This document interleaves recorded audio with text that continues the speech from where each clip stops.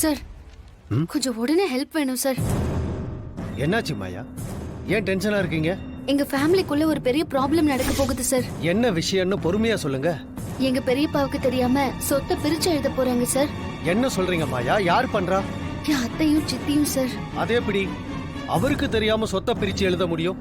அவரு சைன் பண்ணாதானே முடியும். அவருக்கு தெரியாம எப்படியோ அவர்கிட்ட சைன் வாங்கிட்டாங்க சார். என்னம்மா இது? அவங்க கூட பிறந்தவங்களே இப்படி பண்றாங்க? சொத்து மேல இருக்கிற ஆசையில இந்த மாதிரி பண்றாங்க சார். 6 மணிக்குள்ள ரெஜிஸ்ட்ரேஷன் பண்ண போறாங்களாம். இதை எப்படியாவது தடுத்து நிறுத்தணும் சார். நான் கையெழுத்து போடாம அவங்க சொத்தை பிரிச்சா அது லீகலா செல்லுமா சார்? செல்லுமா? என்ன சார் சொல்றீங்க? இதுக்கு முன்னாடி சொத்தை பிரிக்கிறப்போ நான் சைன் பண்ணாம அது செல்லாதன்னு நிறுத்திருக்காங்க. அப்ப ரவிராம் சார் லீகலா உங்களை அடாப்ட் பண்ணியிருந்தாரு. இப்ப அதை சட்டப்படி கேன்சல் பண்ண சொல்லி கோர்ட்ல ஃபைல் பண்ணியாச்சு. இதுக்கு மேல உங்களுக்கும் அந்த குடும்பத்து சொத்து மேலையும் எந்த ஒரு ரைட்ஸும் கிடையாது. அவங்க சொத்தை பிரிச்சாலும் அதை தடுக்கிற உரிமை உங்களுக்கு இல்ல. ஐயோ சார், இப்போ நான் தடுக்கலனா ஃபேமிலியே பிரிஞ்சிரும் சார். ரகுராம் சார் கிட்ட சொல்லி இதை தடுக்கலாமே. இல்ல சார், பெரியப்பாவுக்கு இந்த விஷயம் தெரிஞ்சா அவரை ஏமாத்தி சைன் வாங்கினத அவரால தாங்கிக்கவே முடியாது. அவருக்கு தெரியாம இது எப்படியாவது தடுக்கணும் சார். வேற ஏதாவது வழி இருக்கா சார்? சாரி, சைன் வாங்கிட்டாங்கன்னு சொல்றீங்க. இதுக்கு மேல எதுவும் பண்ண முடியாது மாயா. அவங்க ரெஜிஸ்ட்ரேஷன் பண்ணாம தடுக்க பாருங்க. அதான் ஒரே வழி.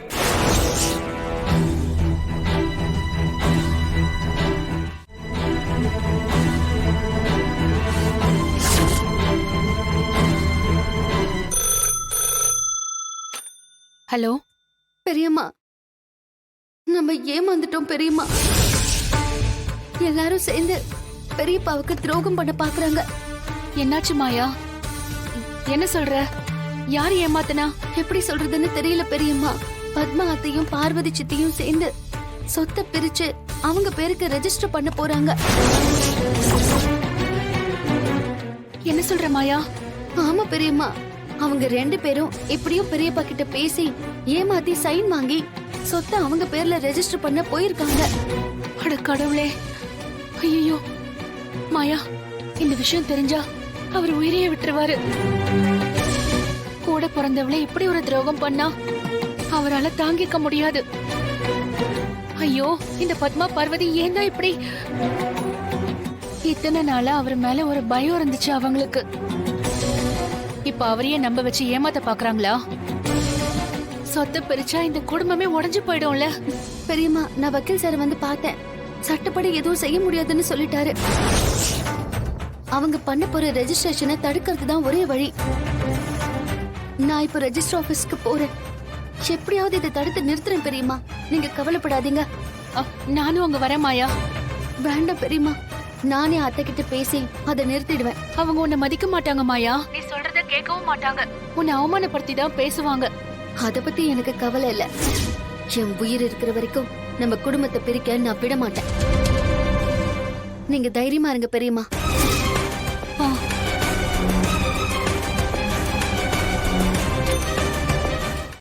என்ன ஆனாலும் சரி, இந்த சொத்தை ரெஜிஸ்டர் பண்ண நான் விட மாட்டேன். என்ன இல்லைங்க, இங்க என்ன நடக்குது?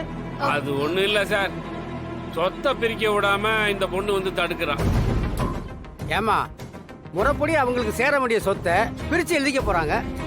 இதை ஏமா நீ தடுக்கிற? எங்க எல்லாரையும் ஏமாத்தி சொத்து எல்லாத்தையும் இவ எடுத்துட்டு போயிடலான்னு பாக்குறாங்க.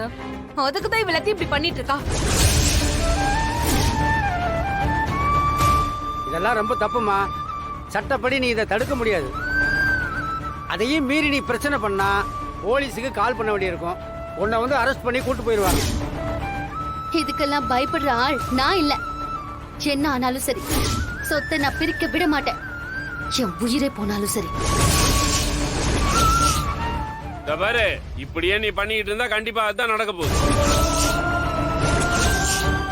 இவகிட்ட நமக்கு என்ன மாமா பேச்சு? ஏய், உன்னால முடிஞ்சதை பாத்துக்கோ, போடி. இதுதான் கடைசி வார்னிங். நீங்க எப்படி சொத்தை ரெஜிஸ்டர் பண்றீங்கன்னு நானும் பாக்குறேன்.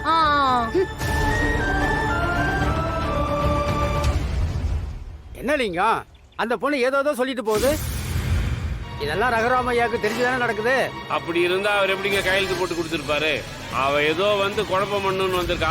நீங்க எதுக்கும் பயப்படாதீங்க, நீங்க போய் உட்காருங்க.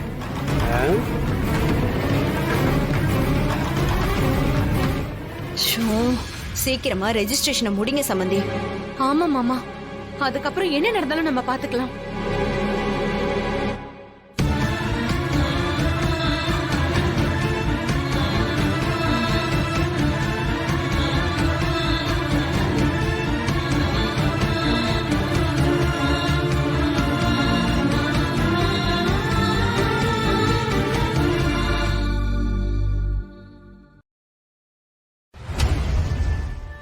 இந்த மாயா வேற அண்ணங்கிட்ட சொல்லிடுவேன்னு மிரட்டிட்டு போறா. ஒருவேளை அண்ணங்கிட்ட சொல்லிட்டா என்ன பண்றது? ஐயோ அண்ணி, அதெல்லாம் ஒண்ணும் சொல்ல மாட்டா. நம்மள சும்மா மிரட்டிட்டு போயிருக்கா அவ. அப்படியே அவ சொன்னாலும் அத மாமா நம்ப போறதில்ல.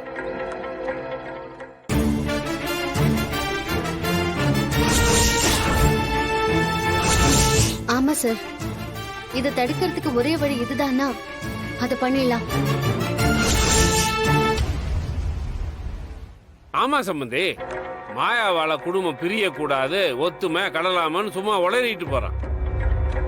ரகுராம் சம்பந்தி கிட்ட சொன்னா குடும்பத்துல பெரிய பிரச்சனை ஆயிடும்ல, அதனாலயே அவ சொல்ல மாட்டான். நீங்க எதுக்கும் பயப்படாதீங்க.